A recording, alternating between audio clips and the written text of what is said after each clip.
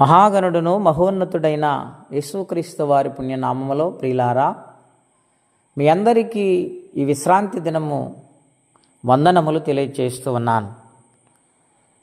ఈ ప్రత్యేకమైన ఈ విశ్రాంతి దినములో ప్రతి ఒక్కరూ ప్రార్థనాపూర్వకంగా ప్రభుని వినయముతో విజ్ఞాపన చేస్తూ ప్రార్థించే వారిగా ఉండాలి, దైవాశీర్వాదాలను పొందుకోవాలని ఒక దైవజనుడిగా మనము చేస్తూ ఉన్నాను. దేవుని వాక్యము ధ్యానందాము. కీర్తనల గ్రంథం 51వ అధ్యాయము 15వ వచనం. ప్రభువా, నా నోరు నీ స్తుతిని ప్రచురపరిచినట్లు నా పెదవులు తెరువుము. నీవు బలిని కోరువాడవు, కోరిన ఎడల నేను అర్పించుదును. దహన బలి నీకిష్టమైనది కాదు, విరిగిన మనసే దేవునికిష్టమైన బలులు. దేవా, విరిగి నలిగిన హృదయము నీవు అలక్ష్యము చేయవు. ప్రియమైన దేవుని బిడ్డలారా, దావీదు మహారాజు ఎంతో పశ్చాత్తాపముతో ఈ కీర్తన వ్రాస్తూ ఉన్నాడు. ఆయన పాపములు ఒప్పుకున్నాడు, తన అపరాధమును క్షమించమని కోరాడు.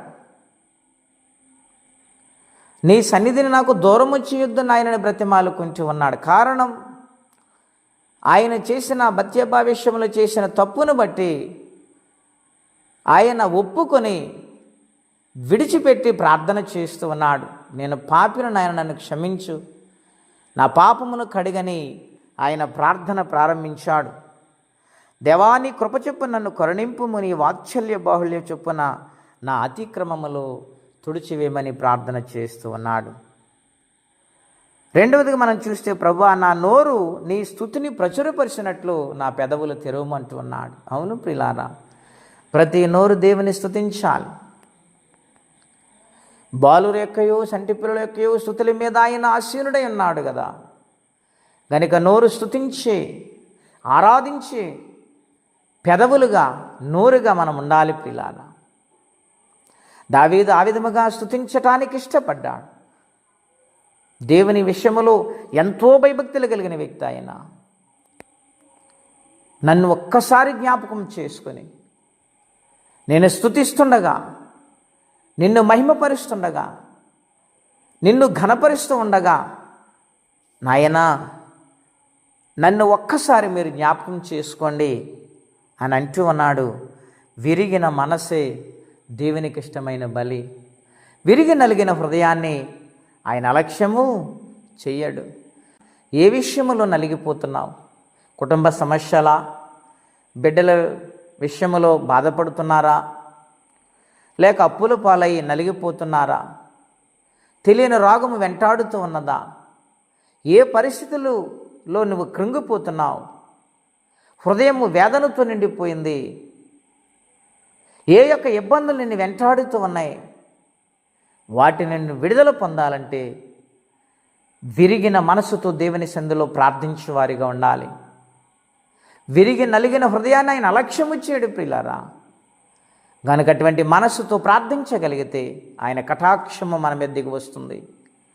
దావీదు జీవితంలో దేవుని పాదాలు పట్టుకుని తన అపరాధములు ఒప్పుకొని ఆయన సంపూర్ణంగా కడగమని, నా హృదయాన్ని కడగమని బ్రతిమాలుకున్నాడు. కనుక దేవుడు స్వస్థపరిచాడు, తన హృదయం కడిగాడు, మరలా చేర్చుకున్నాడు.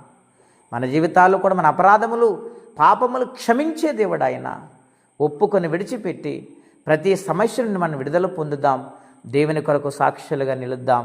దేవుని రాజ్యాన్ని సంపాదించుకుందాం. దేవుడి మాటలు దీవించును గాక. ప్రార్థనండి. అత్యంత కృపగలిగిన దేవా, ఘనమైన మీ నామం కొరకై స్తోత్రం చెల్లిస్తూ ఉన్నాము. బహుశ్రేష్టమైన మాటలతో ఈరోజు మమ్మల్ని బలపరిచారు. నాయన, ఏ సమస్య వచ్చినా, ఏ భారభరితమైనదైనా నీ మీద ఆనుకున్నప్పుడు నీవే మా పక్షాన్ని నుండి గొప్ప విజయాన్ని సమకూరుస్తని మాట్లాడుతూ వచ్చారు. నాయన, మీ పాదాల పట్టిని బ్రతిమాలుతున్నాం. మా బలహీనతలన్నీ తొలగించండి, మా సమస్యలను విడిపించండి. మీ కృపా సహాయం చేత మమ్మల్ని ఆదుకోండి. ఇబ్బందుల నుండి, అప్పుల నుండి, సమస్యల నుండి యేసు నామములో విడుదలవును గాక. సమాధానము దయచేయండి. ఈ దినమంతా మీ రెక్కల సాటిని కాపాడమని యేసుక్రీస్తు వారి పుణ్యనామలో ప్రార్థించి వేడుచున్నాము తండ్రి. ఆమెన్. దేవుడు దీవించును గాక. ఆమెన్.